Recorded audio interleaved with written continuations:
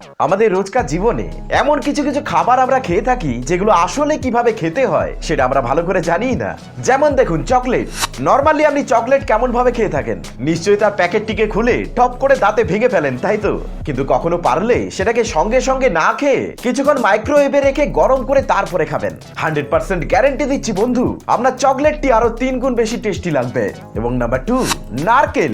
নারকেল ফাটানোর সময় আমাদের খুবই প্রবলেম হয়ে থাকে, সত্যি বলছি সহজে ভাঙতেই যায় না। কিন্তু এবারে যে ট্রিকটা আমি আপনাকে বলবো সেটা শোনার পরে আপনি সহজেই নারকেলটিকে ভেঙে ফেলতে পারবেন। সবার আগে আপনি নারকেলটিকে ওভেনে অল্প গরম করে নেবেন, যার ফলে এটা সহজেই তারপরে ফেটে যাবে। কিন্তু এখানে বলে রাখি বন্ধু, খুব বেশি গরম করে ফেলবেন না যেন, না হলে কিন্তু ফলাফল অন্য হতে পারে।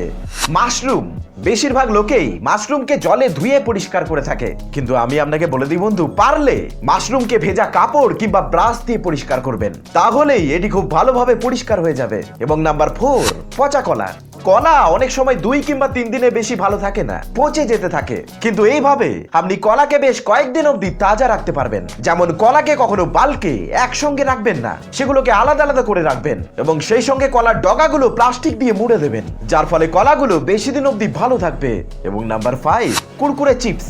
আপনি যদি চিপস খেতে ভালোবাসেন তাহলে কখনোই সেটিকে উপরের দিক থেকে কাটবেন না, না হলে এর মশলাগুলো তখন নিচেই থেকে যায়, যার জন্য এই টেস্টি মশলাগুলো আমরা লাস্টে ভালো করে খেতেই পারি না। তাই চিপসের প্যাকেটকে সবসময় এভাবে মাঝ বরাবর কাটবেন, যার ফলে আপনি মশলা সহ আপনার চিপসটিকে ভালো করে এনজয় করতে পারবেন। এবং সেই সঙ্গে এভাবে চিপস রাখার জন্য একটা বাটিও তৈরি হয়ে যাবে। এবং এট দ্য লাস্ট, নাম্বার 6, আপনি যদি কোল্ড ড্রিঙ্কসের ক্যান এভাবে মুখে লাগিয়ে খান তাহলে আজই এই অভ্যেস ত্যাগ করুন, কারণ ডাক্তাররা বলছেন যে কোল্ড ড্রিঙ্কসের ক্যানে অনেক ক্ষতিকারক ব্যাকটেরিয়া এবং জীবাণু থাকতে পারে। তাই ক্যানে মুখ লাগিয়ে কোল্ড ড্রিঙ্কস খাওয়ার সময় সেই ব্যাকটেরিয়া এবং জীবাণুগুলো আমাদের পেটেও চলে যেতে পারে। তাই বলি কি বন্ধু, ক্যানে কোল্ড ড্রিঙ্কস পান করলে সঙ্গে একটা স্ট্র অবশ্যই ইউজ করবেন। তাই আমার দুই বাংলার বন্ধুরা এবং আমার মায়েরা, ফুডের সম্পর্কে আজকের এই আননোন ফ্যাক্টগুলো জেনে আপনার কেমন লাগলো কমেন্ট করে জানাতে ভুলবেন না।